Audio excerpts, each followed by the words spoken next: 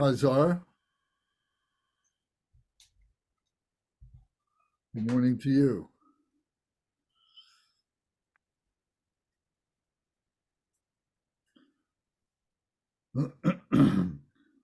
So we're going to do our opening prayers, and then after that, we will do the Oma home purification practice. And then after that, we'll take a break, and then we will come back and do the King of Aspiration prayers, continue with that. So, okay. So the idea, I hope that the purification practice is becoming more stable in your minds and in your practice, and that you're able to go a little deeper with it each time. That's why we're staying with it.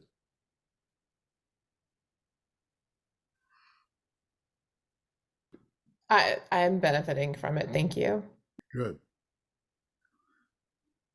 All right. Are there any volunteers for the opening prayers? Okay, Zara.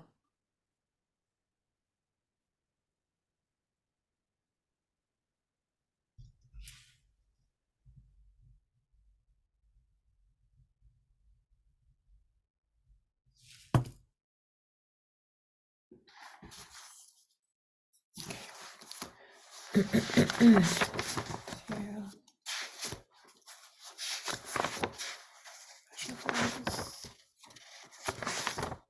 morning, Mark. We're going to start with the opening prayers. Zara's going to lead the opening prayers, and then Excellent. Thank you. we'll be doing the Oma home purification practice. Which one is that? The one that's in the back of the 101 prayer book. Oh, okay. Thank you. Okay. Lance, I want to make sure I do the 100 syllable for Sundays, right? I do the 100 syllable mantra Yes. and then the 7 limb prayer. Or do I skip? Yes, that's fine. Yes. Okay. I And do the Saga. Sagadara, Sagaramati. Sagaramati. Yeah, I did remember that one. Okay, cool. Thank you. Okay. Thank you. Opening prayers. Altruistic motivation. Dagla dangwar jepe dra, milpar jepa ji, tapa tangtam, ken par barjo, chopar jepa tamche keso jepa, manam kadang nampa sanchen, tamche dewa dangden, dugnal dandril nordu lana, mepa yangdag purzo pacheng chu rinpoche to barja. All mother sentient beings, especially those enemies who hate me, objectors who harm me, and those who create obstacles in my path to liberation and omniscience, may they experience happiness, be separated from suffering, and swiftly I will establish them in a state of unsurpassed, perfect, complete, and precious Buddhahood. All mother sentient beings, especially those enemies who hate me, objectors who harm me, and those who create obstacles in my path to liberation and omniscience, may they experience happiness, be separated from suffering, and swiftly I will establish them in a state of unsurpassed, perfect, complete, and precious Buddhahood. Action Bodhicitta Prayer. Dechi, Dusang, Magi, Kebar, Dola, Nag, Yesum, Gewa, Lako, Meshi, Bardu, Lanag, Yesum, Gewa, Lako, Dude, Grang, Nesung, Song Tu, Ni, Masang, Da, Samgi, Bardu, Lanag, Yesum, Gewa, Lako. Thus, until I achieve enlightenment, I perform virtuous deeds with body, speech, and mind. Until death, I perform virtuous deeds with body, speech, and mind. From now until this time tomorrow, I perform virtuous deeds with body, speech, and mind. The Long Refuge Prayer. Trin, Shen, Sawa, Dangu, Parche, Pe, Pelden, Lama, Dampa, Namla, Kepsu, Chiyo, Yidam, Kilkor, Gila, Shognamla, Kepsi, Chiyo, Sangi, Chumden, Namla, Kepsu, Chiyo, Dampai, Chonam, La Kepsu, Chiyo, Pagpe Gandun Namla Kapsu Chio Hawa Kanjuro Chukang Sungme Sho Geshi Kijen Dang Denpa Namla Kapsu Chio. We take refuge in the kind root lineage lamas. We take refuge in the deities of the mandalas of the Yadams. We take refuge in all the exalted Buddhas. We take refuge in the perfect Dharma. We take refuge in the excellent order of the Sanghas. We take refuge in the noble Dakas, Dakinis, and Dharma guardians, possessors of the eyes of wisdom. We take refuge in the kind root and lineage lamas. We take refuge in the deities of the mandalas of the yadams. We take refuge in all the exalted Buddhas. We take refuge in the perfect Dharma. We take refuge in the excellent order of the Sanghas. We take refuge in all the noble Dakas, Dakinis, and Dharma guardians, possessors of the eye of wisdom. Taking the Bodhisattva vow. Chingchu Ningpo Chi Ki Bar Sangi Nama Kapsu Chi Shodong Chengchu Senpa Yi Sholayang Dejan Kapsu Chi Chedar Gunji Diji Ki Chengchu Tugni Ki Pa Dang Chengchu Senpa La Pa La Deda Gumshan Ne Pa Tar Dejan Drula Fendon Du Chengchu Semni Ki Ji Shing Dijen Duni La Pala Rinpa Shindu La Parji. Until I attain the heart of enlightenment, I take refuge in all the Buddhas, I take refuge in the Dharma, and likewise in the assembly of the Bodhisattvas. As the previous Buddhas embrace the enlightened mind and progress in the Bodhisattva's path, I too, for the benefit of all sentient beings, give birth to bodhicitta and incline myself to accomplish the stages of the path. Short refuge prayer. Singi, Chodang, Soki, Shognam, Lakya, Chang, Chu, Pardu, Dagni, Kepsu, Chi, Dagi, Shenkuso, Kepa, Sanam, Ki, Drola, Penchur, Sangi, Truparjo, and the Buddha, the Dharma, and the Sangha most excellent. I take refuge until enlightenment is reached by the merit of generosity and other good deeds. May I attain Buddhahood for the sake of all sentient beings. And the Buddha, the Dharma, and the Sangha most excellent, I take refuge until enlightenment is reached. By the merit of generosity and other good deeds, may I attain Buddhahood for the sake of all sentient beings. The Four Immeasurables. Manam, Kadang, Nampa, Simchen, Tamshe, Dewa, Dang Dewa, Dudang, Timpar, Jorji, Dugnal, Dang Dugnal, Gigu, Dang Dral, War, Jorji. Dugnal me pa dawa dangma jawar jorji Niring chakdang nedang dror tangnom lana pajorji. May all other sentient beings, boundless as the sky, have happiness and the causes of happiness. May they be liberated from suffering and the causes of suffering. May they never be separated from the happiness that is free from sorrow. May they rest in equanimity, free from attachment and aversion. May all other sentient beings, boundless as the sky, have happiness and the causes of happiness. May they be liberated from suffering and the causes of suffering. May they never be separated from the happiness that is free from sorrow. May they rest in equanimity, free from attachment and aversion. 100-syllable purification mantra of Vajrasattva. Om Vajrasattva Samaya, help to protect my vow to purify myself. May you remain firm with me, grant me the complete satisfaction, grow with me, be loving towards me, grant me the attainments to master the powers beyond body and nature. Show me all the deeds of body, speech, and mind, make my heart, mind good, virtuous, and auspicious. Revel in the bliss of the four joys, O Blessed One, who embodies the essence within me. Do not abandon me, grant me the realizations of the indestructible nature. Make me one with you, thus I signify my unity with non-duality.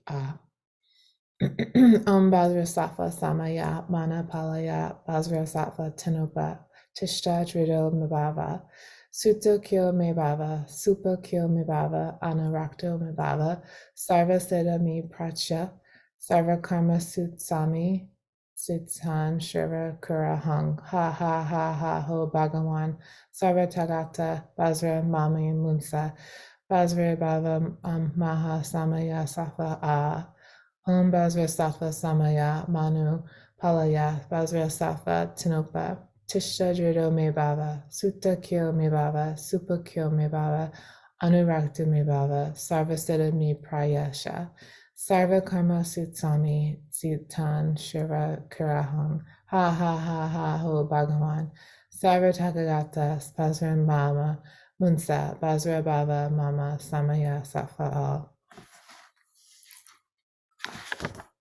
7 Limb Prayer. Refuge. I bow down respectfully with my body, speech, and faithful mind to all Tathagatas in the 10 directions. Those who already reached the Tathagata state, those who are reaching it at present, and the Tathagatas still to come. Through the power of Samattabhadra's prayers, may all the Buddhas manifest vividly in my mind. I prostrate to them, multiplying my body as many times as there are atoms of the earth. In each atom, I visualize as many Buddhas as there are atoms, surrounded by countless Bodhisattvas. Thus, all space is filled with Buddhas and the Bodhisattvas. I praise all Buddhas through magnificent chanting, expressing the great ocean of their excellent qualities. Offerings. To all Buddhas, I make offerings of the various pure flowers, flower garlands of music, anointing oils, magnificent light, and fragrant incense. I make offerings to them of fine garments, perfume, and potpourri, piled high as Mount Meru and arranged in a most beautiful way. I visualize the highest and most extensive offerings and offer them with great faith to all Buddhas. I prostrate to the Buddhas and make offerings to them, following the deeds of the great Bodhisattva Samattabhadra. Confession. I confess to all Buddhas whatever negative actions I've committed due to the power of anger, desire, and ignorance. Rejoice. I rejoice in the merit of all the Buddhas and the 10 directions of the great Bodhisattvas, Praktika Buddhas, those who have attained arhatship, those who have entered the path to arhatship, and all other beings. Requesting. I request all great protectors and Buddhas to turn the highest will of Dharma as the light dispelling the darkness of the beings in the 10 directions and lead them gradually to the enlightened state. Supplication. I supplicate those Buddhas attending to pass into parinirvana to live long for as many eons as there are atoms of the earth in order to benefit all beings.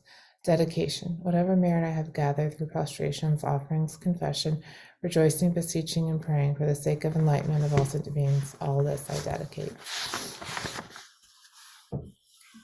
All right, Sagaramata requested sutra. Okay. Just the English, please. Okay. Likewise, be extinguish all enemies to my purpose. Whatever evil forces are in me, be defeated. Do this so that when I'm victorious, all pure radiance melts into me completely purified.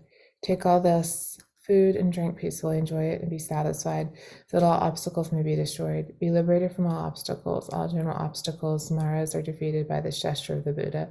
By reciting this mantra, may all maras be purified. As a result, may all maras be defeated.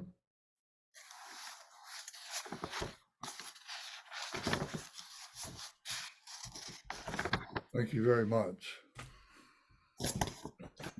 Thank you.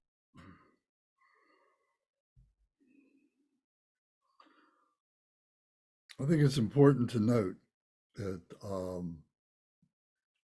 many of us have the ability to be able to absorb these prayers very quickly and easily and recite them very quickly and easily, but not all of us have that ability. So we need to have compassion for those who do not have the gifts that we may have. So my point is that everybody's supposed to be reciting this together and not just listening to it. So if we can make it possible that everybody can follow us and slow down, would be the purpose of why we do this, the way we do this.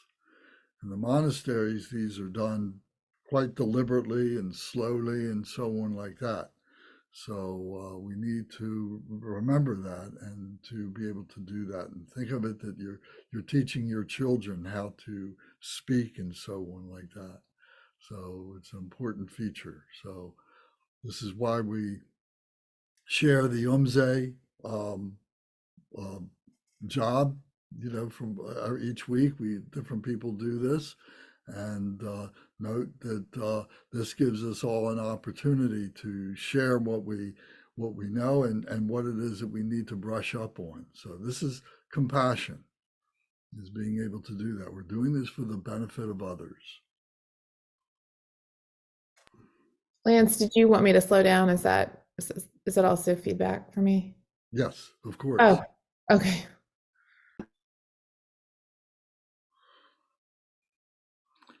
Okay, so now we go to the the home purification practice on page 23 in our 101 book. So if you all have that, I'm going to recite the words, so you don't necessarily need to follow it on the text, and if you want to, it may be good so that you can practice this by yourself. For myself, over the years, whenever I would kind of get stuck, in my practice and needed some deeper inspiration or needed to break through something that I seem to be kind of fixated on, I would use this particular practice to be able to break the glass, so to speak, of what it was that I was stuck in. So it's a very, very good practice. It's a non-specific in terms of a deity yoga. It's not a deity yoga practice, but it is developing bodhicitta. It is reminding us of the Om Ahom, the body, speech, and mind, and the purification of that within all ourselves, and how we are generating that and radiating that to all beings, that they purify themselves, to help them purify themselves. So this practice is a wonderful practice, and you should be able to memorize this very easily. And by doing it every day for a week, I would think that you'd be able to memorize this practice, and you'll see the great benefit that this brings.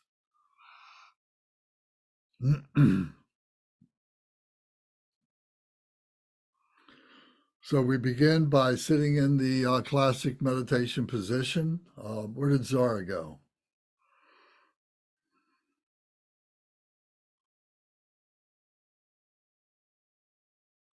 All right, Zara is back. Sorry. I'm just Right. getting, sorry, I was getting my insight. Okay, very good. All right, so if everybody will sit in the meditation position, the proper position. The main part is to keep our back straight.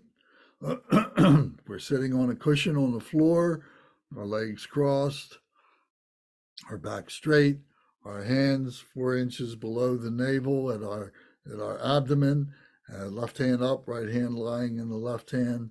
And so whether you're on the floor on a cushion or you're seated on a chair, you can keep your back straight. You can keep your hands at your abdomen.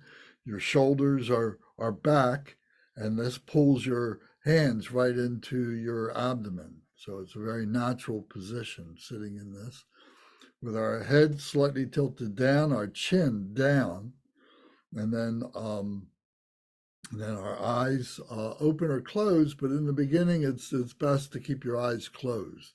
Less distractions. You can visualize the recitation of the prayers, of the syllables, and our tongue. In this case, we're reciting a lot of mantra here, so our tongue is going to be utilized for that purpose.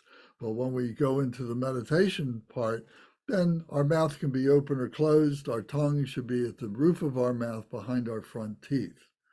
And this keeps our mouth from drying out. So we take a deep breath and we hold it. And we exhale, squeezing out all the stale, negative, dark air. Breathe in again through both nostrils, filling our lungs with fresh, clean, pure air, expanding the belly, expanding the diaphragm, pushing down on the lungs, opening up the lungs to hold all that fresh, clean, pure air. Keeping our back straight throughout all these practices. Then we exhale, squeezing our abdomen, pushes against the diaphragm, pushes against the lungs, and forces all the stale, negative, dark air out. And we hold that vacant breath. And breathe in again, both nostrils. Hold it. And exhale through both nostrils or your mouth, whichever you prefer. Hold the breath. And then relax, breathe normal. And now we enter into the practice. First, visualize a white Om at your forehead and a red Ah at your throat and a blue hung at the heart. We recite the mantra Om Ah Hum. So as the first mallow round is recited, a white fire emanates from the Om at our forehead and burns away all the physical obscurations, all the blockages, all the sickness, all the negative karma and bodily obscurations are consumed by the wisdom fire of the Om. So as we recite the mantra Om Ah Hum, we're visualizing this white fire purifying our body, all the sickness, negative karma, bodily obscurations being burned away, incinerated by this white fire. So it's necessary to recite along with everybody. As a matter of fact, turn your microphones on. Let's see how this sounds if we do this all together. It might be a bit of a cacophony, but that might be okay. So please turn your microphones on. Om Ah Hum, Om Ah Hum, Om Ah Hum, Om Ah Hum, Om Ah Hum, Om Ah Hum, Om Ah Hum, Om Ah Hum, Om Ah Hum. Om Ah Hum, Om Ah Hum, Om Ah Hum, Om Ah Hum, Om Ah Hum, Om Ah Hum, Om Ah Hum, Om Ah Hum, Om Ah Hum. Om Ah Hum, Om Ah Hum, Om Ah Hum, Om Ah Hum, Om Ah Hum, Om Ah Hum,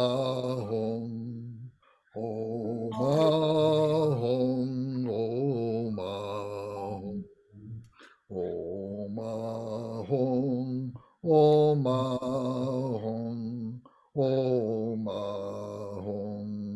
Om Ah Hum. Om Ah Hum, Om Ah Hum,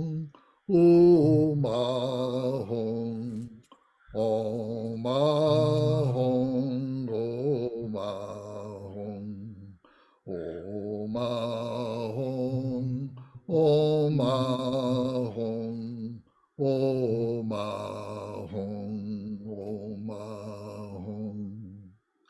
Om Ah Hum, Om Ah Hum, Om Ah Hum, Om Ah Hum,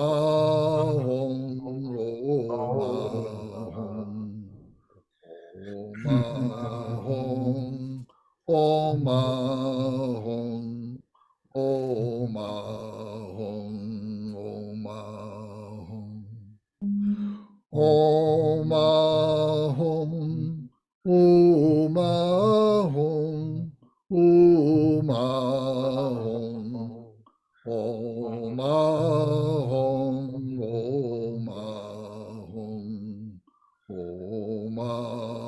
Hum, Om Ah Hum, Om Ah Hum,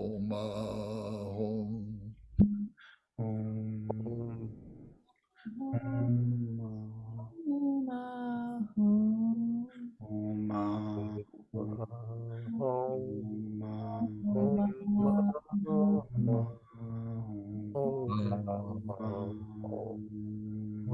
Ah Hum. Om Ah Hum, Om Ah Hum, Om Ah Hum, Om Ah Hum, Om Ah Hum, Om Ah Hum, Om Ah Hum, Om Ah Hum, Om Ah Hum. Hong, Om Hong, Om Hong, Om Hong, Om Hong, Om Hong, Om Hong, Om Hong, Om Hong.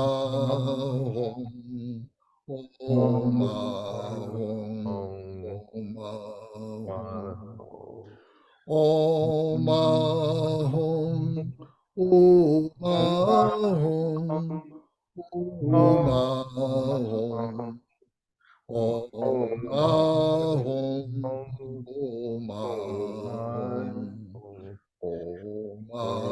Om Hong, Om Hong, Om Hong, Om Hong.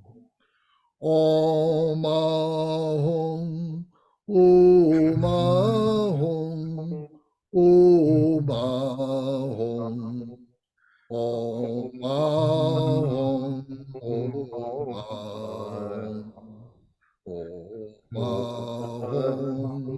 Om Hong, Om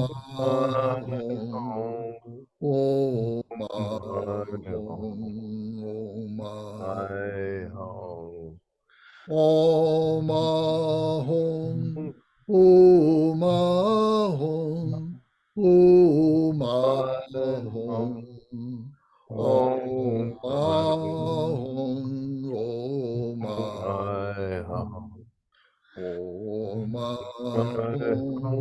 Hong, Om Hong, Om Hong, Om Hong, Om Hong.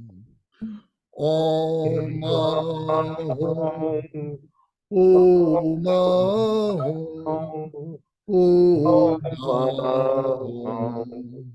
Om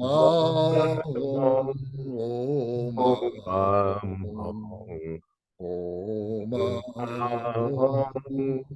Om Hong, Om Hong, Om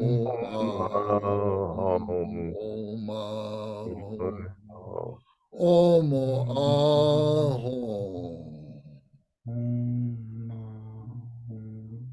Om Hong, Om Ahong. During the recitation of the second mala round, a red fire emanates from the red ah at the throat and burns away all the obscurations, all the blockages, all the negative karma of the that were made through our speech, all the negativity that was created through our speech, all the blockages, all the confusion is purified by the red ah fire, a single flame or a big, a huge fire coming from our throat, burning away all the negativity of our speech. Om Ahong, Om Ahong, Om Ahong, Om Ahong, Om Ahong, Om Ahong, Om Ahong, Om Ahong, Om Ahong. Om Ahong, Om Ahong, Om Ahong, Om Ahong, Om Ahong, Om Ahong, Om Ahong, Om Ahong, Om Ahong. Om Ahong, Om Ahong, Om Ahong,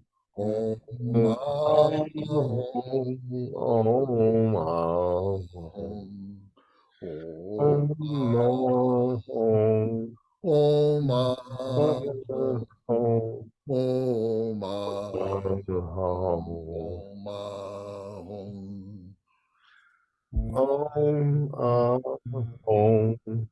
Om Ahong. Om Aham. Om Aham. Om Aham. Om Aham. Om Aham. Om Aham. Om Aham. Om Aham. Om Aham. Om Aham. Om Aham.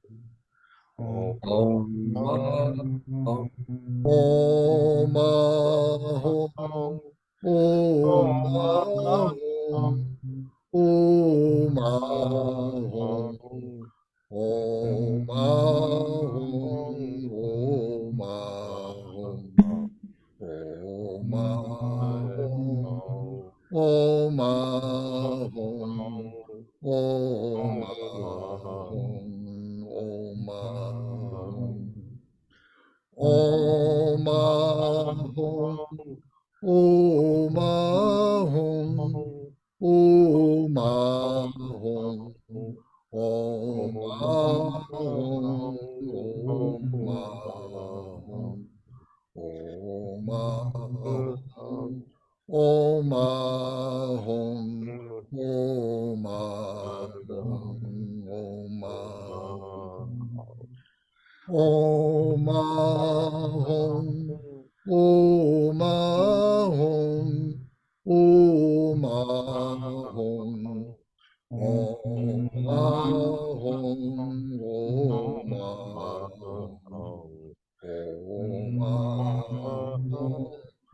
Om Ahum, Om Ahum, Om Ahum, Om Ahum. Om Ahum, Om Ahum, Om Ahum, Om Ahum, Om Ahum,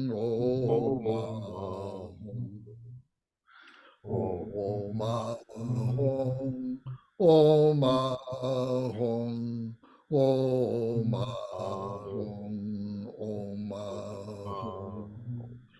Om Ahum, Om Ahum, Om Ahum, Om Ahum, Om Ahum, Om Ahum, Om Ahum, Om Ahum, Om Ahum. Om Ahum, Om Ahum, Om Ahum, Om Ahum, Om Ahum, Om Ahum, Om Ahum, Om Ahum, Om Ahum. Om Ahum, Om Ahum, Om Ahum, Om Ahum, Om Ahum,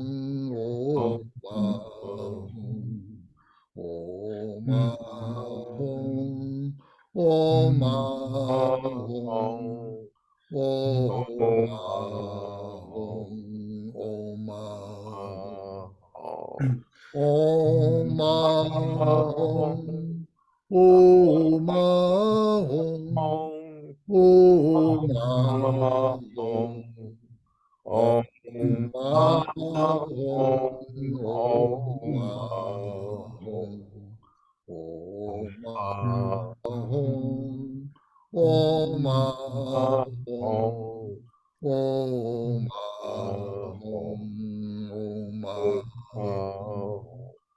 Om Ahum, Om Ahum, Om Ahum, Om Ahum, Om Ahum, Om Ahum, Om Ahum, Om Ahum, Omo Ahom. Take a deep breath and hold it.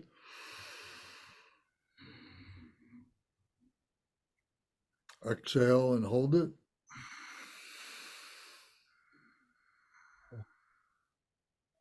Breathe natural. Keep your back straight. Now we do the third round. We visualize a blue fire emerging from the blue hung at our heart center that envelops our entire body.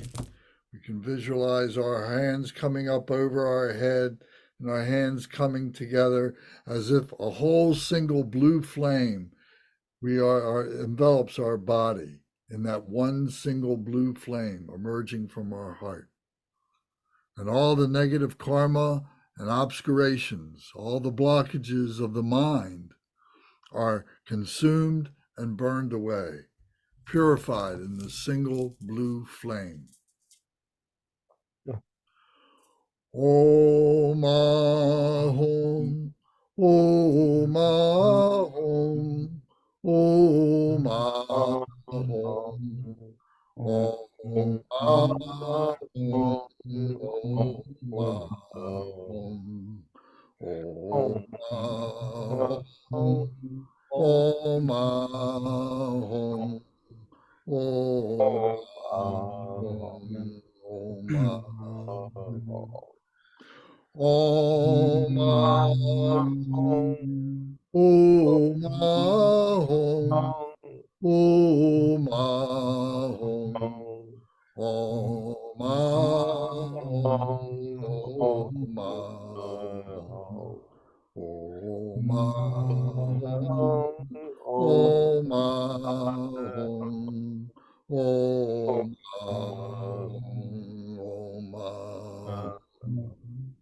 Om Ahom, Om Ahom, Om Ahom, Om Ahom, Om Ahom, Om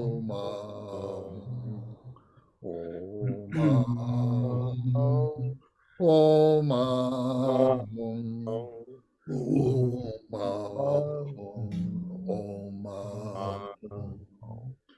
Om Ahom, Om Ahom, Om Ahom, Om Ahom,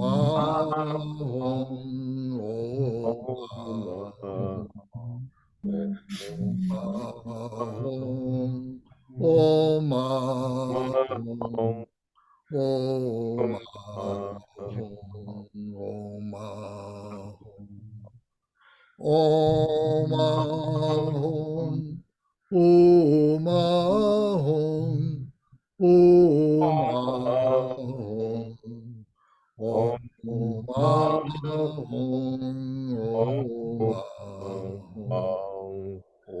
Om Ahom, Om Ahom, Om Ahom, Om Ahom, Om Ahom.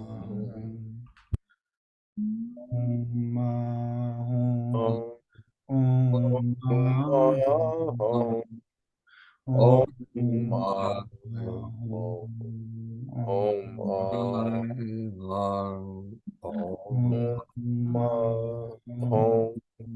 Ahom,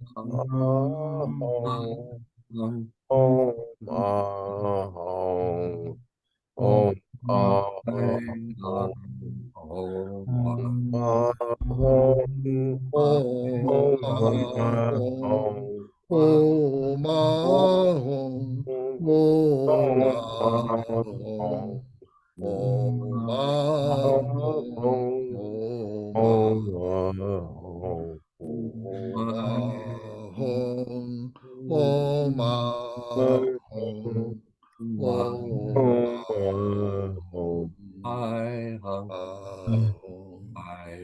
Om Ahom, Om Ahom, Om Ahom, Om Ahom,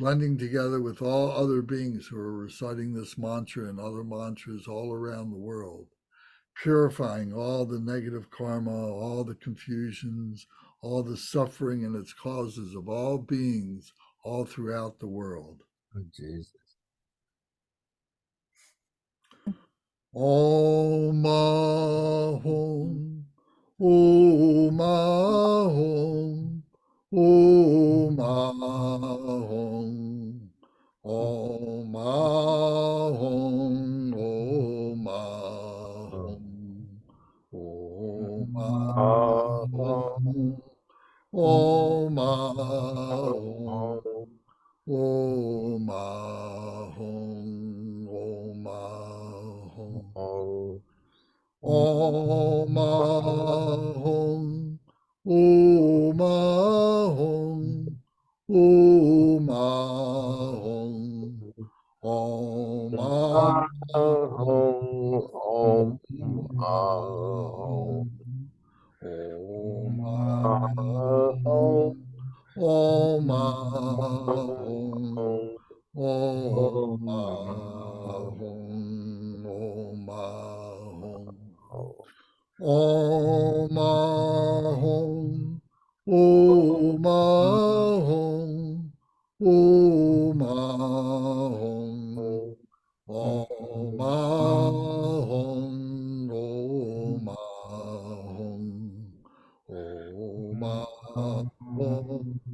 Om Ahom, Om Ahom, Om Ahom. Om Ahom, Om Ahom, Om Ahom, Om Ahom, Om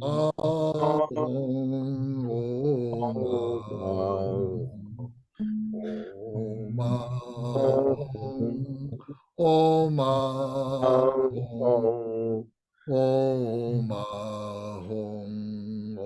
Ahom. Om Ahom, Om Ahom, Om Ahom, Om Ahom, Om Ahom, Om Ahom, Om Ahom, Om Ahom, Om Ahom. Om Ahom, Om Ahom, Om Ahom, Om Ahom, Om Ahom, Om Ahom, Om Ahom, Om Ahom, Om Ahom. Om Ahom, Om Ahom, Om Ahom, Om Ahom, Om Ahom, Om Ahom, Om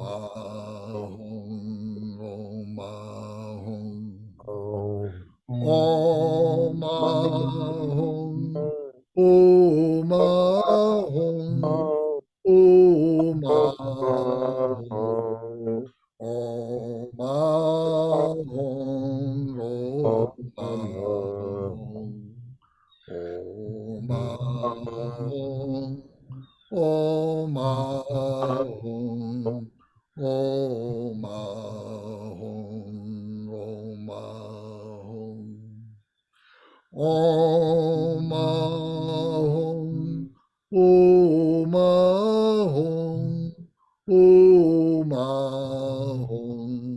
Ahom, Om Ahom, Om Ahom, Om Ahom, Om Ahom, Om Ahom, Om Ahom, Om Ahom. Om Ahom, Om Ahom, Om Ahom, Om Ahom, Om Ahom, Om Ahom, Om Ahom, Om Ahom, Om Ahom. Om Ahom.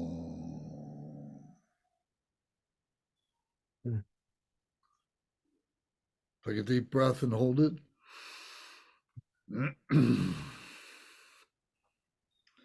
Exhale and hold the breath.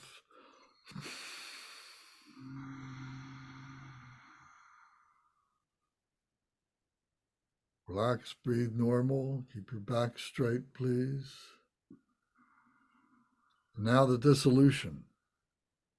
So after this, the last mantra recitation, the white from the forehead dissolves into the red ah at the throat. And the red ah at the throat dissolves into the blue hung at the heart. And the blue hung disappears from the bottom up, becoming invisible, up into emptiness, into the shunyata. And then we relax, we rest the mind without investigation or discrimination, and be aware, and catch a glimpse into the nature of the mind, and meditate in that state. So we recite the Om Ahom, visualizing the white Om dissolving into the red Ah dissolving into the blue Hum. So our mind wanders, bring it back to that visualization over and over again. And the blue Hung rising up from the bottom, dissolving into the emptiness, into space. So then we enter into the meditation. Om Ahom, Om Ahom, Om Ahom, Om Ahom, Om Ahom, Om Ahom, Om Ahom, Om Ahom, Om Ahom. Om Ahom, Om Ahom, Om Ahom, Om Ahom, Om Ahom, Om Ahom, Om Ahom, Om Ahom, Om Ahom. Om Ahom, Om Ahom, Om Ahom, Om Ahom, Om Ahom, Om Ahom, Om Ahom, Om Ahom, Om Ahom. Om Ahom, Om Ahom, Om Ahom, Om Ahom, Om Ahom, Om Ahom, Om Ahom, Om Ahom, Om Ahom. Om Ahom, Om Ahom, Om Ahom, Om Ahom,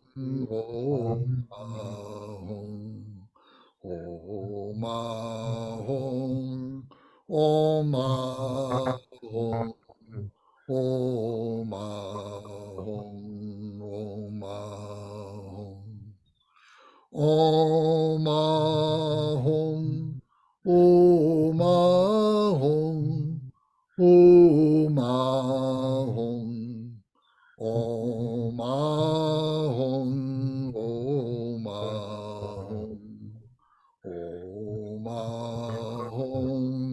Om Ahom, Om Ahom, Om Ahom. Om Ahom, Om Ahom, Om Ahom, Om Ahom, Om Ahom, Om Ahom, Om Ahom, Om Ahom, Om Ahom. Om Ahom, Om Ahom, Om Ahom, Om Om Ahong, Om Ahong, Om Ahong, Om Ahong, Om Ahong, Om Ahong. Om Ahong, Om Ahong, Om Ahong, Om Ahong, Om Ahong, Om Ahong, Om Ahong, Om Ahong, Om Ahong. Om Ahong, Om Ahong, Om Ahong, Om Ahong, Om Ahong, Om Ahong, Om Ahong, Om Ahong, Om Ahong. Om Ahong, Om Ahong, Om Ahong, Om Ahong, Om Ahong, Om Ahong, Om Ahong, Om Ahong, Om Ahong. Om Ahong, Om Ahong, Om Ahong, Om Ahong, Om Ahong, Om Ahong, Om Ahong, Om Ahong, Om Ahong. Om Ahom.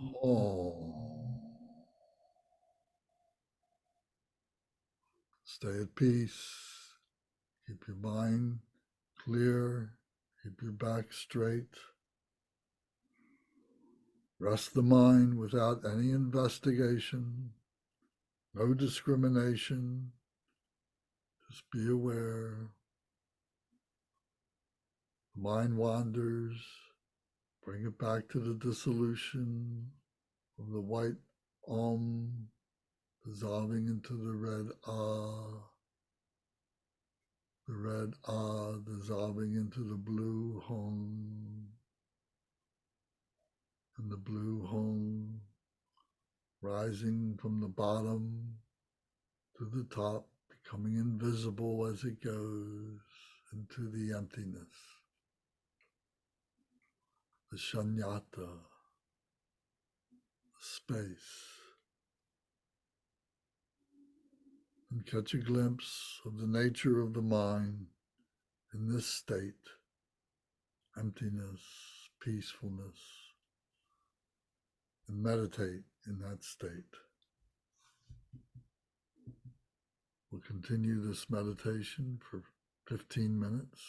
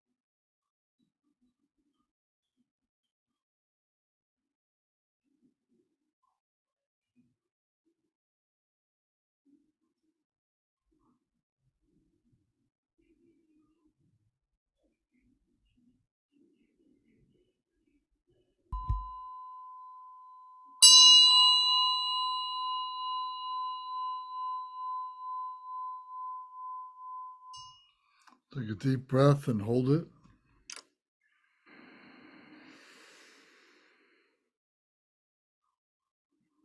Exhale and hold it.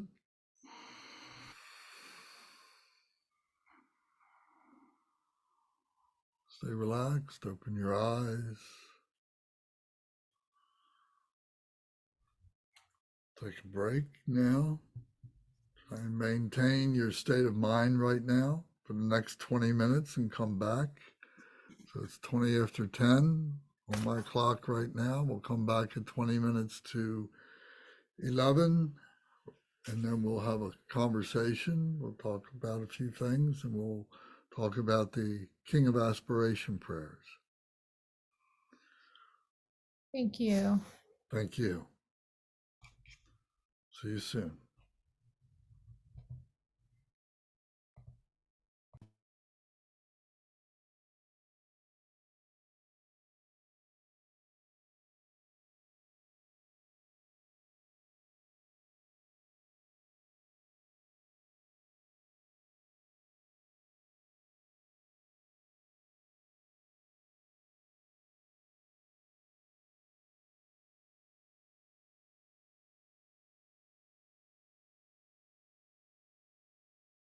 Well, if you want to wait until. So we're talking about the way some of the words are constructed. So the word in particular is Bodhisattva.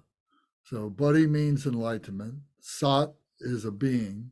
Va makes being a holy being. So Va would be a holy suffix.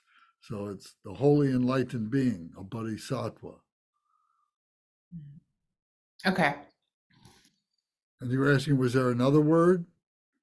Well, I was thinking it was just my curiosity with the language system itself, like, and like the root words from like the simplest English version of it, right? Because in English like in my dad's language, some of the Farsi just doesn't translate to English well. It's way too poetic and figurative, and no people would laugh at you if you translated it the way it's actually word for word. So I was trying to find unadulterated translations where it wasn't someone else's like saying, well, it kind of means like this. Right. Well, like bodhicitta is bodhi means enlightenment, and citta means the heart center, the heart mind. Okay. So it's the enlightened heart mind. Okay. So most of those words you can break down into 2 words or sometimes 3. You know, the way, and that's Sanskrit. You know, both bodhisattva and bodhicitta are Sanskrit words. Mm-hmm. And then the Tibetan words are similar, but can be quite different. But they're similar in the respect that they are compound words, that they'll take 2 words and bring them together. It sounds like one word, but it's actually 2 or 3 words brought together. So you can also, Google has gotten really great. If you take just bodhisattva, for instance, and you Google just that word, a lot will come up insofar as the you know, how the word is derived, what it means, and the history, and so on like that. So you can spend time doing that. And then there's a lot of dictionaries that you can download onto your digital devices that you know, are translators or you know, dictionaries that will go from English to Tibetan or to Sanskrit and back again. So I've got a number of those. So you know, the way that I've learned this is through those kinds of things. Mm-hmm. Thank you. That's actually a really good idea. Thank you. Yeah. You're welcome. Thank you. So, how's everybody feel? How was that 20-minute break that we just had? Did you engage in something that was enraging, or did you maintain your peace? I maintained my peace. I didn't check my cell phone. My cell phone is still in airplane mode. I didn't start surfing the internet. I just started refilling my aromatherapy candles and stuff. Good. And I took care of some obligations. Okay. Yeah, which felt good. So I'm still high, I guess. Well, good. So you're feeling a bit of a buzz or something like that? Yeah, it was a good meditation. Well, great. I'm glad to Yeah. hear it. Okay. I Good. was very, very calm. I was concentrating. I was trying to create a blue light around my entire body. And I had trouble making the blue. Well, it was difficult, not surprisingly, but it felt good to try. Well, good. Well, I think that there's steady improvement. I'm sure a few weeks ago you would have not been able to do that, and and that's the whole point of doing the same practice, doing this particular Yeah, practice week after week, is that yeah, we become more familiar with it and we're able to use it, in a more productive way. yes. Poco a poco, as we say in Mexico. What's Little that by mean? little. What's that mean? Poco a poco. Poco a poco means little by little. Oh, okay. Yeah, very important phrase in Spanish. Yes, and the Three Stooges would say, inch by inch, step by step, slowly I turn. You're, you're aging yourself there, Lance.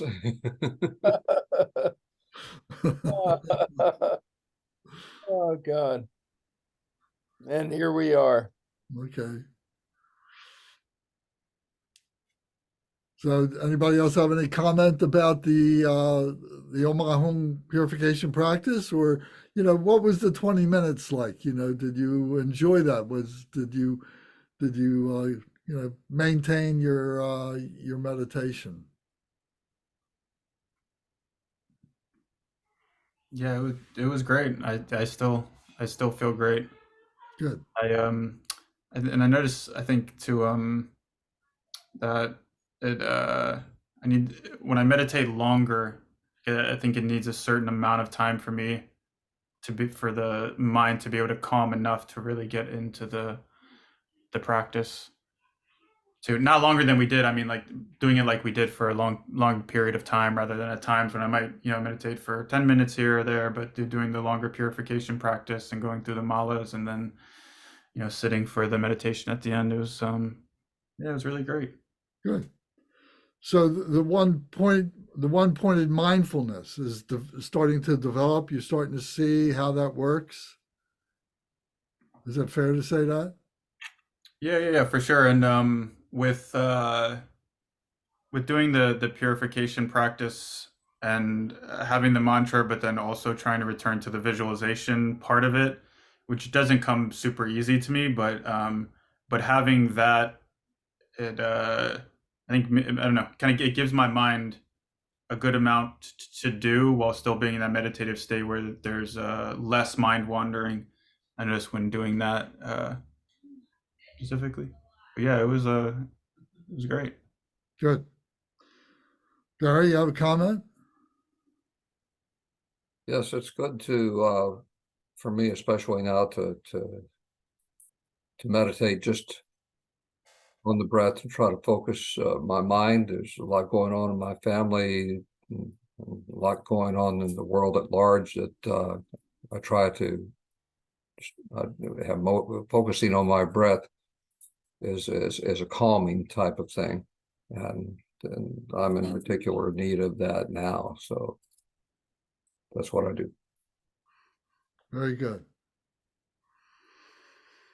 All right. Well, good. Well, thank you. We're going to continue this for a couple more weeks anyway, and then move into some other things. I've been thinking about, last night I watched one of my Tibetan films, and I was thinking about having a period of time where we do the Noble Film Night. So I'd like to do it at a time when we can get maximum, attendance. So the nights that, for me, I think are the two best nights would be Saturday night, Saturday evening, and the second next best would be Friday evening. So are you interested? Do you think you can participate in those nights? I can, for sure. You say you can't? I can, Oh, positive. good. Okay. Yeah. Either night, either night? Either night is good for me. Okay, good. Yeah. Matt, how about you? How's that work for you? How would we do it? How would Oh, it? Matt, you've missed some gemstones. We do it, and it is fun. It is a fun Zoom festival. It is so much fun. Oh, you get like there's like sheet screen share over Zoom or something, the video? Yeah. Oh, very cool. Yeah, I'm definitely up for it. I mean, in terms of the Friday or Saturday night, it would depend like which week or which time. I don't think I could do it every single week just in terms of other things and I would have going on, but a decent amount of the time, yeah. I think that would be Wait, cool. Probably Friday would be better than Saturday for me, but okay. yeah. Okay. Zara, how about you? As I do not have any sort of immediate familial obligations to minor children, I can make Friday or Saturday work. And I'm also not dating anyone, so I can make my Friday or Saturday. I like my date nights with you all for movies. All right, great. And Gary, you've already said you got a lot going on, but you think you might be able to, join us on Friday nights? What do you think? Beginning in November. All right. So not until November, which is only a couple of weeks away. Yeah. All right. Well, that's good. All right. Well, then that's good because I wasn't going to start it right away, So if we say maybe the first weekend in November that we begin, that would be reasonable. That would be good. Unless something comes up that I don't know about. And Well, you were there when we did the first round of Noble Film Night, yes. so you Yeah, saw. I enjoy them. I enjoy them, and I would want to participate if at all possible. And I'm sure it will be as things calm down here. So one thing I would suggest, if it's possible, if I presume everybody's got a flat screen TV that is larger than whatever digital device you're using, your iPad or your phone or your computer screen. But you could take your HDMI output of your computer and plug it into your television and be able to see it on a much bigger screen, and you will enjoy it way more. So, if you need help, I can talk you through that, or if you know how to do that on your own and start experimenting with that, so you get familiar with it, the enjoyment factor will go way high. So, I suggest that to you. I have to go to the computer store and get the right cable I've never done that before with this computer. So it's an Apple and not a PC. So Right. So you would need the right adapter and so on. So if you can arrange that, would be really great. I'll do it. Yeah. This Because, will transfer it from Zoom to the TV. Is that what you're talking about? from your computer to the TV. I'll have my son take care of it. So it's HDMI. You want to use the HDMI, high definition, what's it called? High definition media interface. So there's 3 different kinds of plugs that they have. So I couldn't tell you which one you need without seeing it. So that part of things you need to be able to, figure out. I'll just ask him. All right. And then get the cable. And as I say, you'll really enjoy it. Matt, how about you?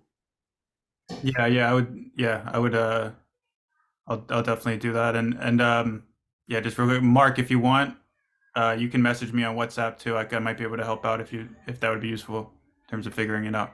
Oh, I'd love the help. Thank you very Well, much. take a picture of the jack panel that you've got on your device, On my laptop. your laptop, because okay. whether Yeah, it's HDMI-C or HDMI standard, I and have there's a no third idea. one. I think on the back of my television, there's a port that says HDMI. Correct. I'll have to check that. It is a reasonably modern TV, so it Yeah. ought to be there. I'm sure, yeah. And then you might want to invite other people over to watch these films. They're really great. I wish I had some people to invite over, believe me. Yeah, Zara, how about you? Do you have a TV that you can do that with? Yeah, I do. Sorry, I'm just listening and chuckling. I feel like I'm the most tech savvy person in a Zoom room full of men. I can do all this stuff.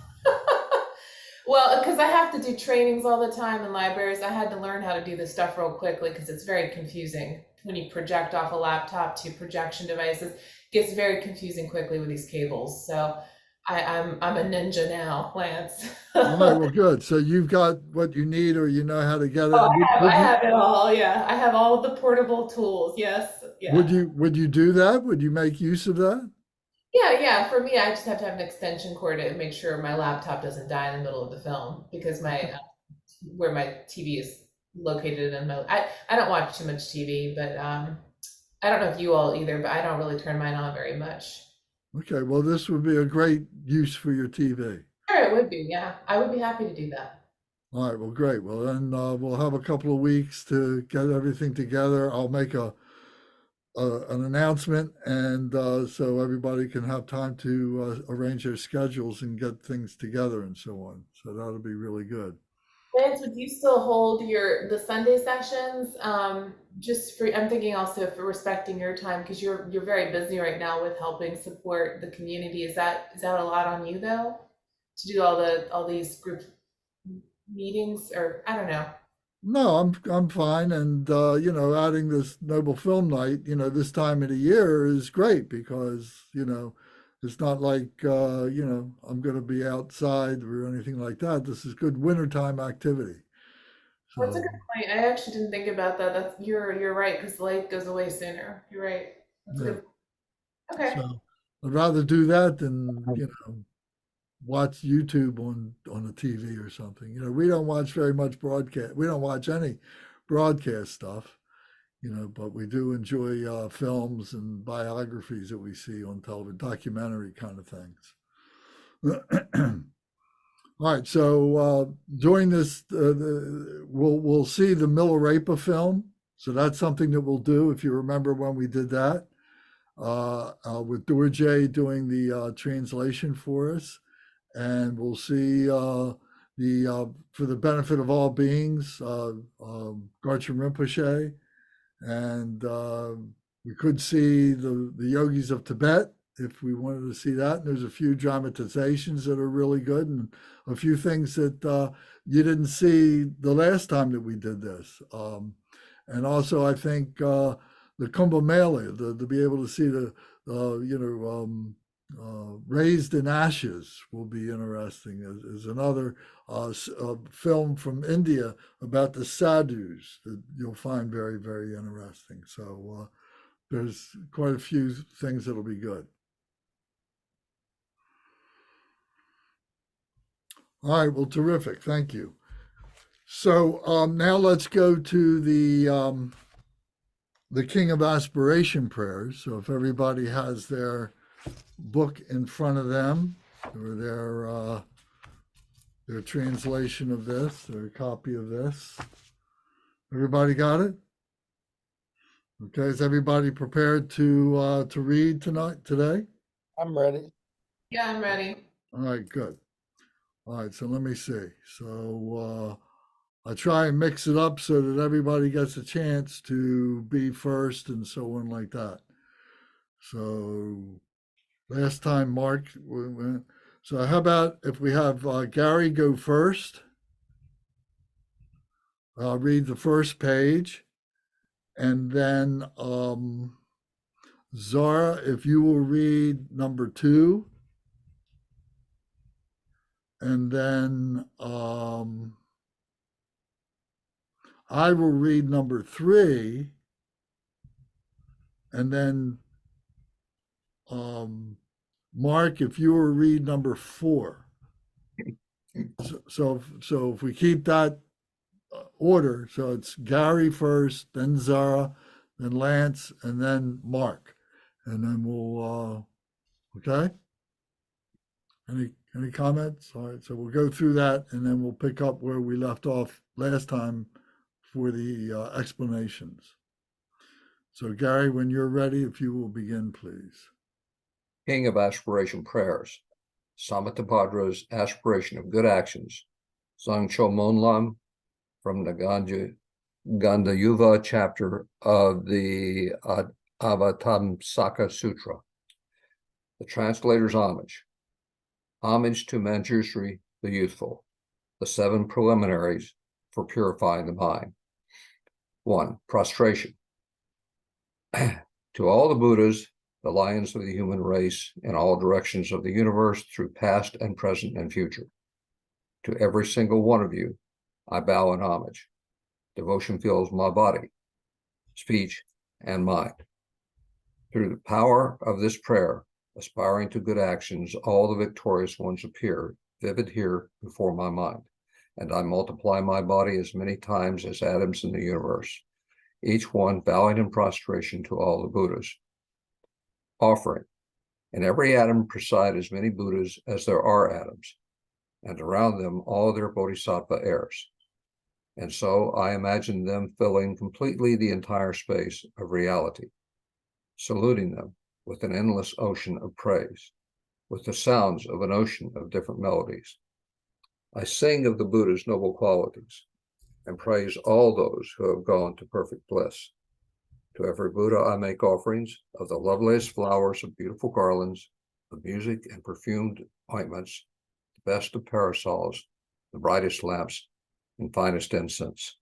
To every Buddha I make offerings, exquisite garments, and the most fragrant scents, powdered incense heaped high as Mount Meru, arranged in perfect symmetry.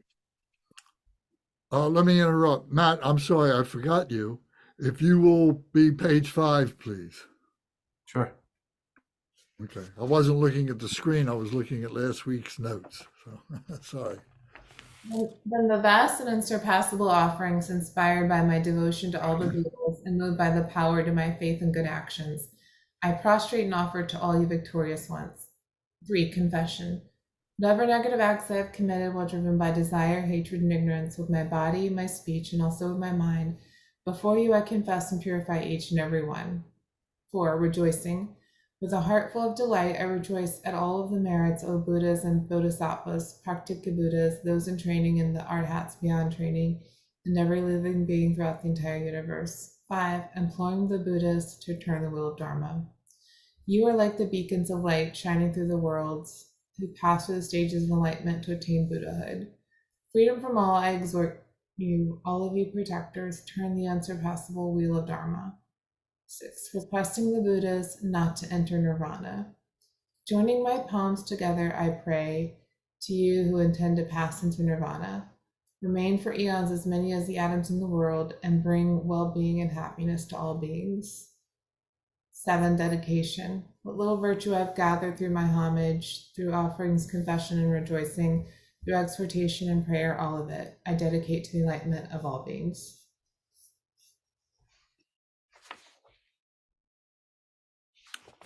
Three is Lance. The actual aspiration. Aspiration for purity of attitude. Let offerings be made to Buddhas of the past and all who now dwell throughout the 10 directions of this universe. Let all who are yet to come swiftly fulfill their wishes and attain the stages of enlightenment and Buddhahood. Let as many worlds as there are in all the 10 directions transform into realms that are vast and utterly pure, filled with Buddhas who have sat before the mighty Bodhi tree, around them all their Bodhisattva sons and daughters. Let as many sentient beings as there are in all the 10 directions live always and forever in happiness and health. Let all beings meet the Dharma that befits them best, and so may all they hope for be fulfilled. Aspiration never to forget the bodhicitta. As I practice the training for enlightenment, may I recall all my previous births, and in successive lives, through death and rebirth, may I always renounce this worldly life. Training in the footsteps of all the victorious Buddhas, may I bring good actions to perfection, and my moral conduct be taintless and pure, never lapsing and always free from fault.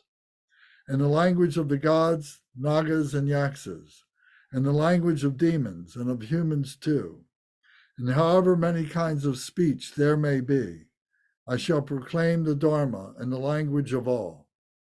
Taming my mind and striving in the paramitas, I will never forget the bodhicitta. May all my harmful actions and the obscurations they cause be completely purified, every single one. Number 3, aspiration to be free from defilements. May I be free from karma, harmful emotions, and the work of negativity, and act for the beings of all the world. Just like the lotus flower to which mud and water cannot cling, or sun and moon that course unhindered through the day. Aspirations to lead beings to happiness. Throughout the reach and range of the entire universe, I shall pacify completely the suffering of all the lower realms. I shall lead all beings to happiness and work for the ultimate benefit of each and every one. Aspirations to wear the armor of dedication. I shall bring enlightenment action to perfection, serve beings as to suit their needs, teach them to accomplish good actions, and to continue this throughout all the eons to come. Aspirations to accompany other bodhisattvas.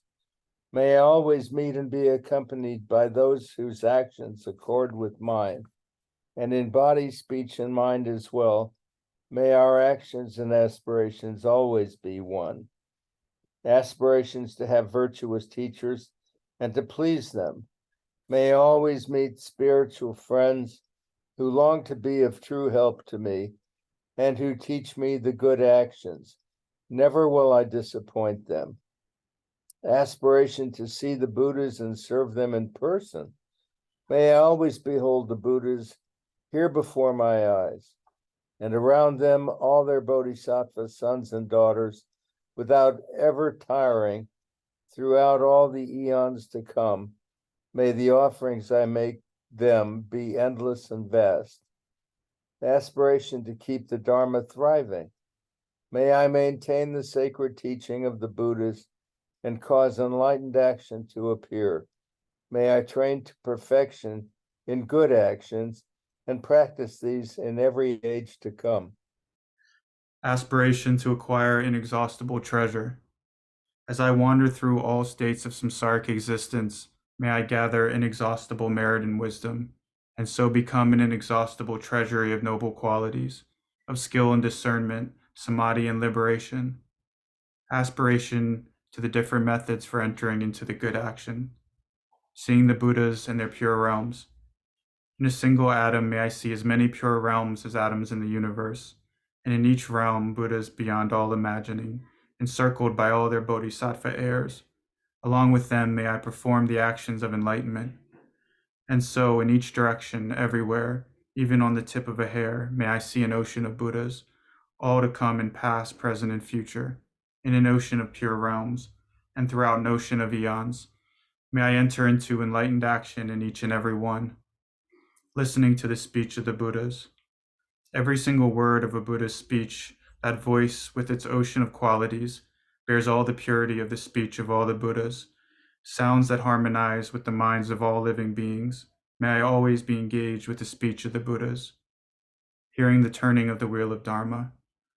With all the power of my mind, may I hear and realize the inexhaustible melody of the teachings spoken by all the Buddhas of past, present, and future as they turn the wheels of Dharma, entering into all the eons. Just as the wisdom of the Buddhas penetrates all future eons, so may I too now know them instantly. And in each fraction of an instant, may I know all that will ever be in past, present, and future. Seeing all the Buddhas in one instant. In an instant, may I behold all those who are the lions of the human race, the Buddhas of past, present, and future. Entering the sphere of activity of the Buddhas, may I always be engaged in the Buddha's way of life and action. through the power of liberation, where all is realized as like an illusion. On a single atom, may I actually bring about the entire array of pure realms of past, present, and future, and then enter into those pure Buddha realms in each atom and in each and every direction. When those who illuminate the world still to come gradually attain Buddhahood, turn the wheel of Dharma, and demonstrate the final profound peace of nirvana, may I always be in their presence. Aspiration to the power of enlightenment through 9 powers. Through the power of swift miracles, the power of the vehicle, like a doorway, the power of conduct that possesses all virtuous qualities, power of loving kindness, all pervasive, power of merit that is totally virtuous, the power of wisdom free from attachment, and the power of knowledge, skillful means, and samadhi. May I perfectly accomplish the power of enlightenment, aspiration to the antidotes that pacify the obscurations. May I purify the power of karma, destroy the power of harmful emotions, render negativity utterly powerless, and perfect the power of good actions. 14. Aspiration to enlightened activities. I shall purify oceans of realms, liberate oceans of sentient beings, understand oceans of Dharma, realize ocean of wisdom, perfect oceans of actions, fulfill oceans of aspirations, serve oceans of Buddhas, and perform these without ever growing weary through oceans of eons. Aspirations for a training to emulate the Buddhas, all the Buddhas throughout the whole of time, attained enlightenment through good actions and their prayers and aspirations for enlightened actions. May I fulfill them all completely. To emulate the Bodhisattva Samantabhadra, the eldest of all the sons of Buddhas, is called Samantabhadra, all good. So that I may act with a skill like his, I dedicate fully all these merits to purify my body, my speech, and my mind as well, to purify my actions in all realms. May I be the equal to Samantabhadra in his skill and good dedication. Manjushri, in order to perform the full virtue of good actions, I shall act according to Manjushri's prayers of aspiration, and without ever growing weary, in all the eons to come, I shall fulfill every one of his aims. The concluding aspiration. Let my Bodhisattva acts be beyond measure. Let my enlightened qualities be measureless too. Keeping to this immeasurable activity, may I accomplish all the miraculous powers of enlightenment. Extent of the aspiration.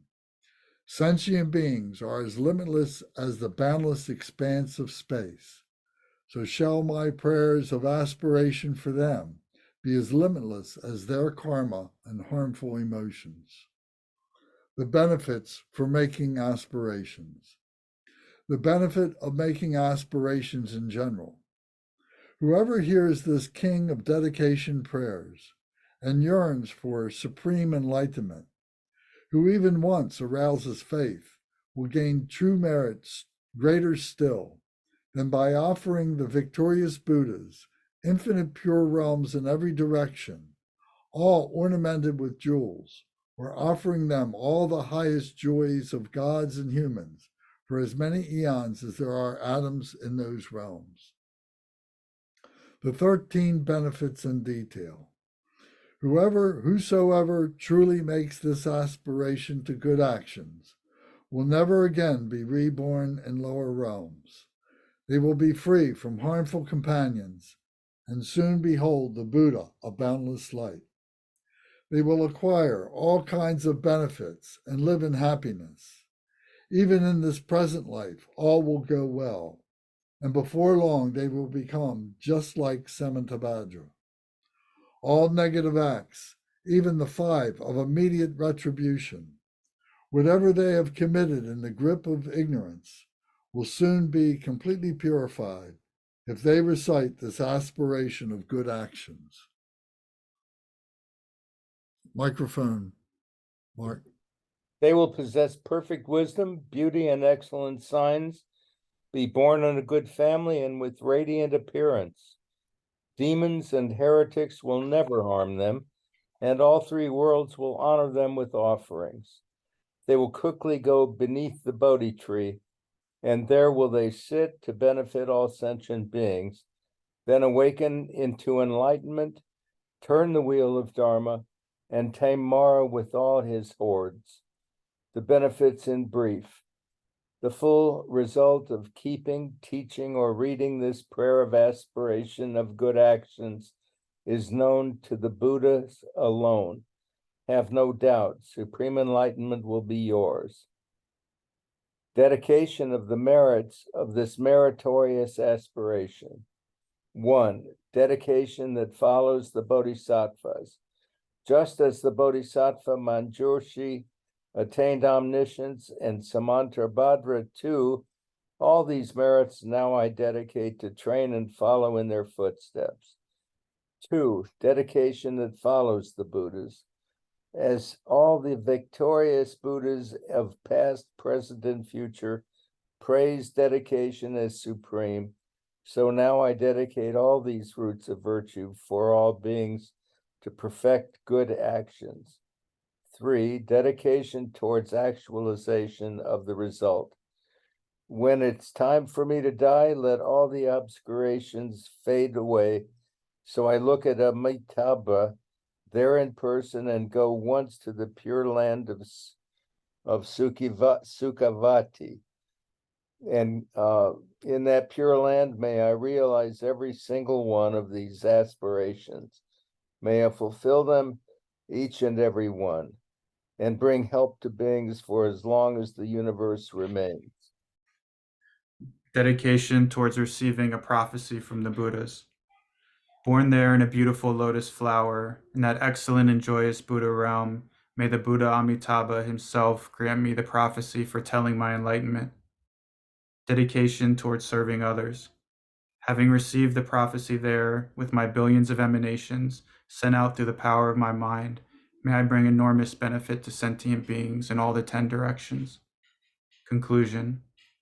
Through whatever small virtues I have gained by reciting this aspiration of good actions, may the virtuous wishes of all beings, prayers, and aspirations all be instantly accomplished. Through the true and boundless merit attained by dedicating this aspiration of good actions, may all those now drowning in the ocean of suffering reach the supreme realm of Amitabha. May this King of Aspirations bring about the supreme aim and benefit of all infinite sentient beings. May they perfect what is described in this holy prayer uttered by Samantabhadra. May all the lower realms be entirely emptied. The end of the prayer. Words of truth to accomplish aspirations. By the blessings of the Buddhas who have attained the 3 kayas and the unchanging truth of reality, as well as the unwavering aspiration of the Sangha, may all the aspirations and dedication prayers be fulfilled. Very good. Thank you all. Does anybody have any questions, comments about any part of this? Lance, I think when we did this last, we went through it stanza by stanza and left off at a certain point. Are we going to pick up there today?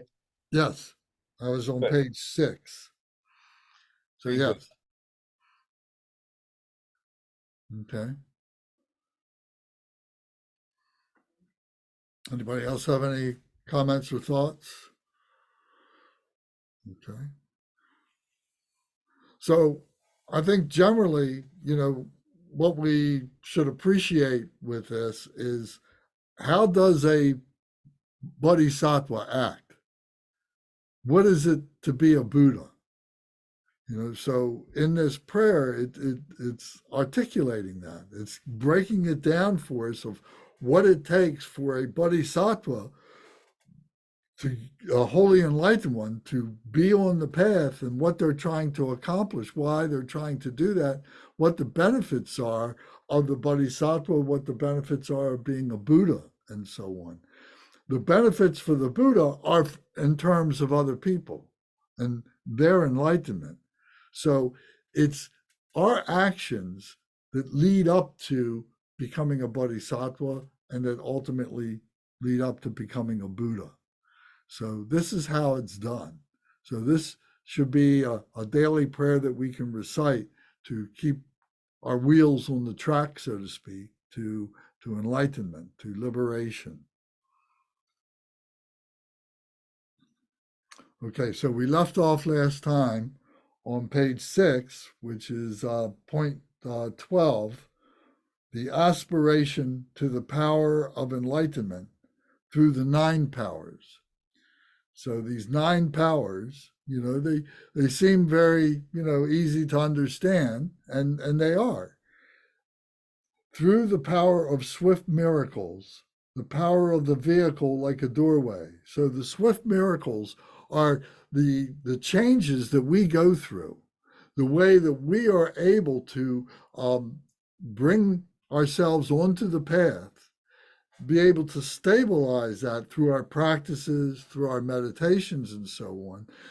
Then we have the miracle of the result, the miracle of our becoming a Bodhisattva, ultimately becoming a Buddha. But we have glimpses of that Buddha nature as we are practicing, as we are going along. In other words, it's not something that happens to us by flipping a switch and it's off until we get to some critical threshold, and then all of a sudden it flips up and now I'm a Buddha. It happens by way of a process of a progression. It happens a little bit at a time, and we begin to see what it is to be that purity, what it is to be what we call the Buddha, the awakened one. We awaken to those things a little bit at a time. So each one of those times, each one of those changes is a miracle that happens. It's a wonderful thing. It's the changes we go through. It's the smile that you see on your face, but more important is the smile that is in your heart. And when you start realizing that you've got this smile in your heart, you've got this loving kindness, this compassion, this joy, and this equanimity in your heart, that's the bodhicitta. That's what we're trying to stabilize. That's the enlightened holy mind. And that's what we're trying to stabilize. That's the Buddha nature. So we experience that as a practitioner a little bit at a time. We practice it as a yogi or a yogini.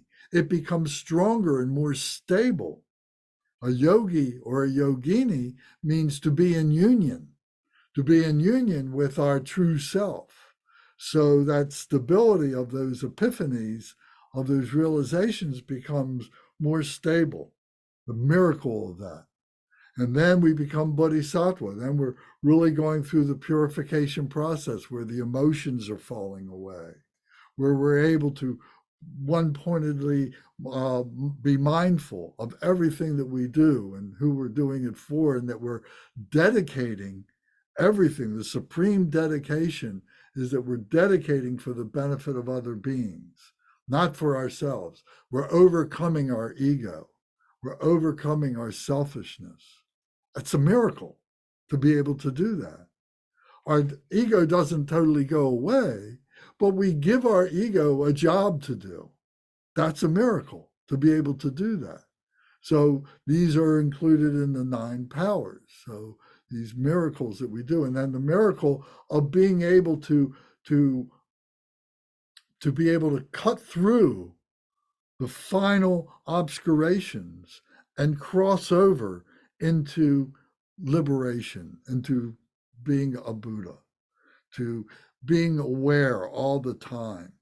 So this comes to us in this lifetime, but it may not be permanent. It's going to come in, we're going to experience that, and then it kind of fades away because our emotions do rise up and things like that because we haven't perfected ourselves enough to be that. But we can have moments of that. And those moments come from the practices of being on the cushion and then getting off the cushion, but taking the practice with you and so on. And you develop that more and more and more and more. And then from lifetime to lifetime, that gets better and better and better. So lifetime to lifetime can be within this lifetime. This period of time that you're in now, and then next year period of time, you see that there's more progress, there's more stability. Then in another year after that, another year after that, so on. And then an actual lifetime of going from being whoever you are right now and then being reborn into a next lifetime like that. All these are miracles. And all these are getting closer to the stabilization of the realization that we are all Buddha, that we have this that we call Buddha.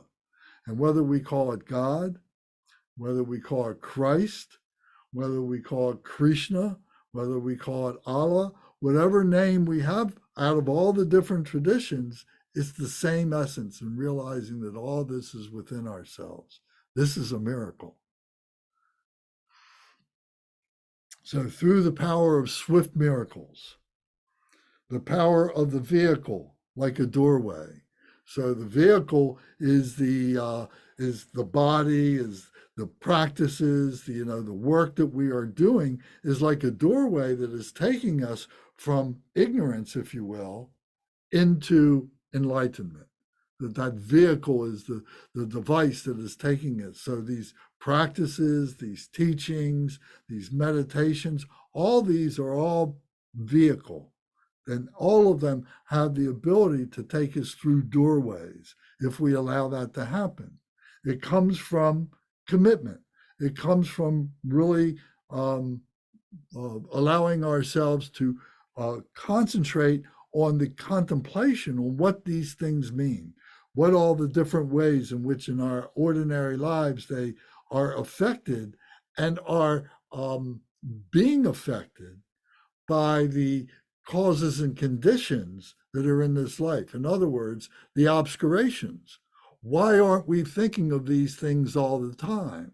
Why aren't we being pure? Because of these obscurations. So through these powers, we're recognizing what are obscurations, how we overcome them. And then we also see what it is that we're trying to attain. And so through what it is that we want to attain and seeing what the obscurations are, we're able to bring them both onto the path. And through the miracle of the neutralization that we go through, we're able to accomplish the wisdom. We're able to attain the wisdom. So the power of the vehicle like a doorway that's taking us to the other side of enlightenment. The power of conduct that possesses all virtuous qualities. So here, this is a choice. This is a choice that we have to make, that I'm going to become virtuous. And I'm going to do everything I can to recognize what virtue is and to be able to practice that. When non-virtue rises up because of my emotions or because of my habitual tendencies, I'm going to bring them onto the path and neutralize them through my virtue. I'm not going to be afraid of the non-virtue. I'm not going to be threatened by the non-virtue. I'm not going to let it be an obscuration. I'm going to recognize it and give it a blessing. I'm going to remove the negativity out of it.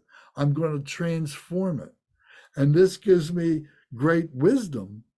And through that wisdom, I'm going to have the compassion for myself to be able to purify it. But more important, I'm going to be able to help other beings to realize that.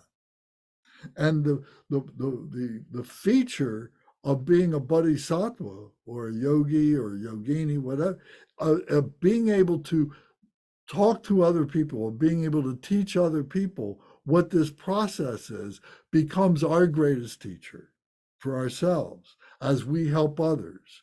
And as we are engaging in the teaching process, we may find that we get ourselves caught into what might be a misconception. And we have to be able to say to ourselves, oh, wait a minute, I made a mistake. I didn't express that right. Let me back up, or let me get back to you next week. Let me go and do a little bit more research and understand this better, rather than proceeding with your confusion and trying to justify your confusion, not only to yourself, but to somebody else. So there's wisdom there, there's power there, there's a commitment to the truth to be able to do that. And there is a confidence that you can do all this. So this is a very important part. And when you realize this, when you see this happening, then you know that you're on the path. Then you really get confidence that you're doing the right thing. This is a great miracle to be able to do that. The power of conduct that possesses the virtuous qualities, so that all my conduct shall be virtuous, that I shall do good things. And we have different guides, we have different lists on which to say, well, what is virtue? What is non-virtue? What are the things I should be doing? What are the obstacles to those doing it? So we've talked about the 10 non-virtues and the 10 virtues. So that should be something that becomes as familiar to you as the Four Noble Truths. It should be as familiar to you as the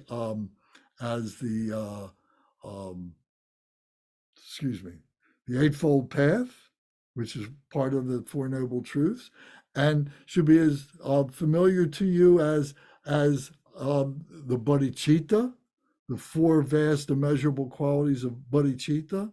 So these things I just listed are the Four Noble Truths, the Eightfold Path, the four qualities of Bodhicitta, and the 10 virtues and non-virtues. These are things that you should know. These are things that you should study. If you don't know these things, then you have cause now to start doing that. If you don't take advantage of that, if you are allowing conditions to say, oh, I can't do this, oh, I'm too busy, the conditions of my work, the conditions of my health, the conditions of my time, the way I manage my time, I can't do this, then you're surrendering to those awful conditions. And you need to take responsibility and be able to learn those things, to be able to do those things, to memorize those things. So this is a miracle that you bestow upon yourself. These miracles don't come falling out of the sky. These miracles come from within ourselves. So the power of conduct that possesses the virtuous qualities, and then we find ourselves doing virtuous things. What are the virtuous things? Well, look up the 10 virtues and you'll see. There's 3 of the body, 3 of the speech, 4 of the speech, and 3 of the mind. Are you doing, is your conduct in that manner? So you can write that down if you don't know what it is, and you can look it up when we're finished this. The power of loving kindness, all pervasive.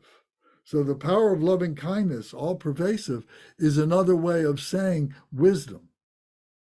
The loving kindness, what loving kindness can we bestow, can we radiate that is greater than wisdom? The wisdom of love, the wisdom of the compassion of that love, of seeing suffering, knowing the cause of that suffering, or causes, knowing the conditions that have manifested that suffering, and being able to offer solutions to that. Loving kindness, to be able to do this, the grace that we have for ourselves and for others, to help others to be able to recognize this and to be able to manage their way through it. So it's all pervasive. This love, this compassion, this wisdom is all pervasive. It goes everywhere. It does everything. It is, and we're tuning into it. It's like a radio station, that is broadcasting on a particular frequency. And we go into our car, we go into where our radio is or something, and we're changing the tuning channel to be able to tune into it. And if you remember the old radios where, we had a dial, and the dial that went back and forth, you had to tune into it, And over time, while you're in your car, you're driving, you kind of drift out of that bandwidth, you had to retune it, because you would lose the signal. And you just crank the knob just a little bit and it tunes it back in and everything. So this is like our attention. Sometimes we fall out of our focus, falls out. We got to retune our focus. That's part of the natural progression of being able to purify ourselves, is realizing our impurity, our natural propensity for our impurity to rise up, and that we have to tune our virtue. We have to tune that focus a little bit sharper to get our conduct to be right. So this is the power of loving kindness. It's all pervasive. That wisdom is everywhere. We need to be able to recognize what is all around us, the virtue and the non-virtue, and be able to tune in to the wisdom of what that is and be able to know how to deal with it, how to work with it. And the power of merit that is totally virtuous.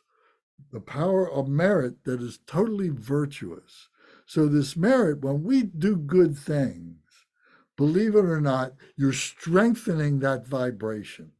You're strengthening that channel that you're tuning into. You're giving more power to it. You're giving more weight to it.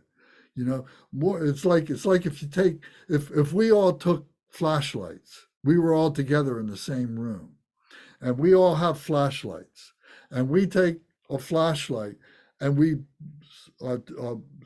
turn it on and focus it on a spot on the wall. And I turn mine on and it's got a certain brightness to it. And then Mark turns his on. He goes right to the same spot as mine. Gary, he goes to the same spot. And then Matt goes to the same spot. And Zara goes to the same spot. Each time we turn on our flashlight and shine it on that spot gets more intense. It gets stronger. It gets more powerful. So this is like the merit.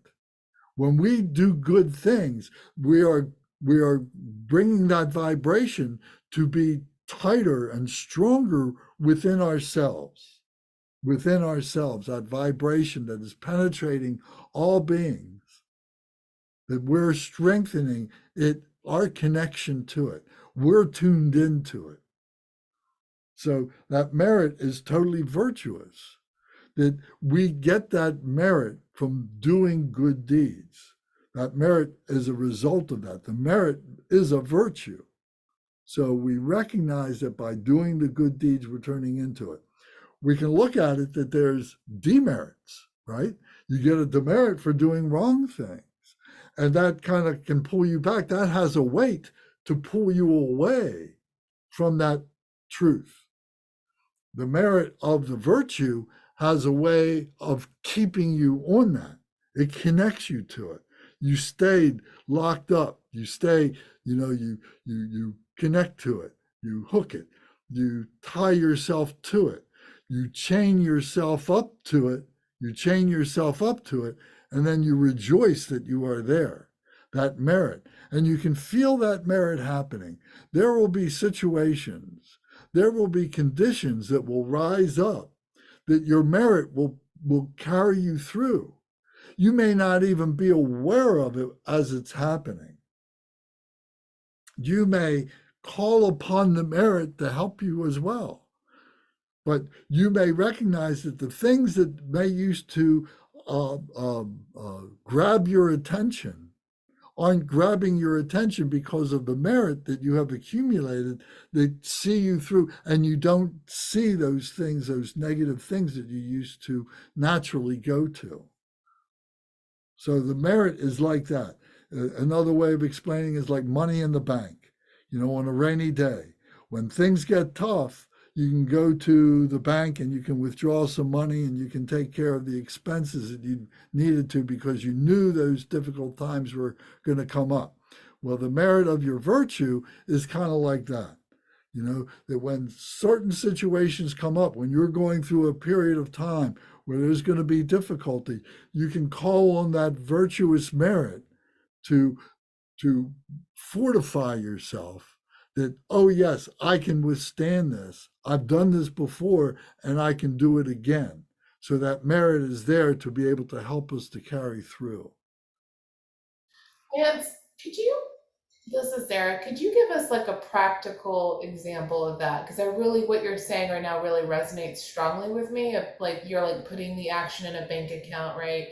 Learning the method of calling on it, and then like, what would be something practical day to day that we may encounter, not even realize, as a simple example? Well, I got to use myself as an example, and Yeah, well, you should. being, but my being able to get over, the sexual impulses that, are very, very, very, very profound, very basic to all of us human beings, but there was a point that, I could see, that merit working, where I wasn't influenced, I wasn't attracted to some situation or somebody that I would see that would have caused me, that ring in my nose to move me in that direction, to try and engage in that sexuality or something like that. So there were times when I would just go through it, and somebody would say, "Well, didn't you notice that person?" or something like that. And I said, "No, I didn't even notice him. I didn't even recognize that. I didn't even see it." And to me, that when I saw it that way, when I experienced it that way years ago, then I say, "Oh, this is what the merit is. This is what carried me through that. What used to influence me in a very negative way, it doesn't have a power over me anymore. My merit is stronger than that habitual tendency that I had." And that's the way I look at it. I'm gonna contemplate on this section a little bit more, and I'm gonna, just for my own, like as an activity, think of some examples for myself as like a Okay. By all means, yes. And I think it's very practical, and I think that this type of example speaks more to like a Western culture, like helping people make the connection, right? The correlation. Because sometimes like people don't recognize it when it's happening, or it's so far gone, like what you just said. But it's nice when people are able to make those sorts of insights sooner, so then they have better buy-in to changing their habitual tendency patterns, right? If they can make, that one thing, okay, now start accumulating merit in other ways, right? Start expanding your merit scope through your virtuous actions. I think so. I think that's right. Yeah. Yeah. All right. So, and you're right by saying about the concentration part of it, the concentration on the contemplation. Yes, yeah. I'm going to think about it for myself, because I'm someone who I think there's different ways we accumulate merit, right? Like, so, you know how they talk about different love languages. Some people like to give gifts. Some people like to touch, acts of service. So I think it's the same way when you're doing actions, right? Like there's different ways, and I'm constantly giving like items, right? Things that I think are useful for people, like in relation to absolving their suffering. Like, oh, my mom needs a massage, or my sister needs like a Wi-Fi router. So that's my version of saying, I see what you need, I'm just going to send it. You don't have to ask, I already see it. But this conversation right now is provoking me to think about other ways, whether that's doing more recitations of this prayer, King of Aspirations, right? That is a way. That's another way. And me expanding the scope of how I gain merit, I think, is part of a good action, right? So it's not just this one vein, it's multiple veins. And I think that's part of becoming Bodhisattva and then ultimately Buddha. Is that correct? Like, you have to be expansive.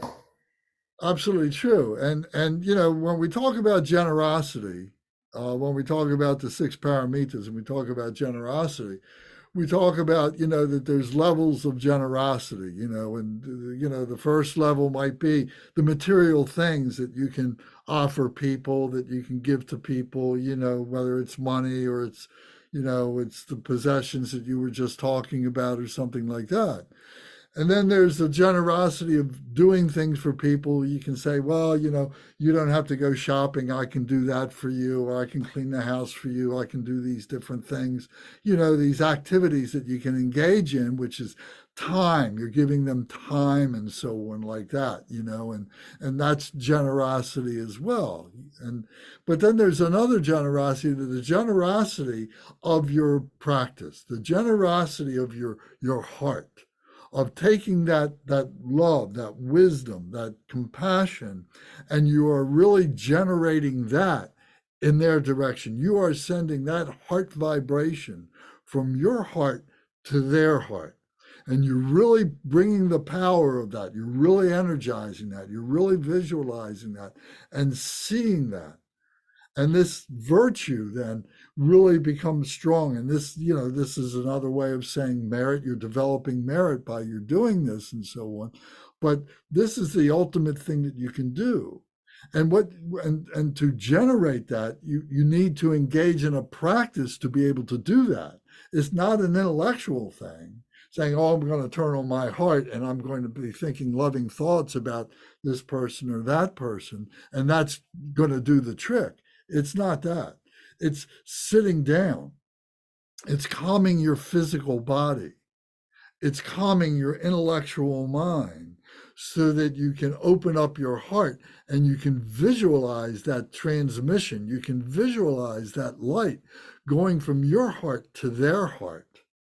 And that takes time, that takes energy to be able to do that. That's the greatest gift that you can give. Well, that's so beautiful, Lance. That's very inspiring. And it makes me think too, and this doesn't capture the depth that it carries within the tradition and the Buddhist framework, but like with the habitual tendencies and the habits of mind that get created through the repetition of what we're thinking about, what we're doing, what we're experiencing, we're, you know, more similar things than will get repeated, and like and what's important to us at that time, and then how that becomes really like salient in our environment in the way that like, you know, for example, and these type of things I'll talk about, you know, even with like clients and stuff in therapy too, but like when we're like car shopping, I use this example a lot. When, you know, we're thinking, okay, I think I'm going to buy a white Civic. People probably have these type of experiences before, where then when you're on the road, you notice every single white Civic that's there, or every other color that you're thinking about, where normally you would never think about or notice any of these things, but then it becomes so salient in your environment. It was making me think like what you were talking about, Lance, with your things. I kind of think about it some like that too. Yeah. Yeah.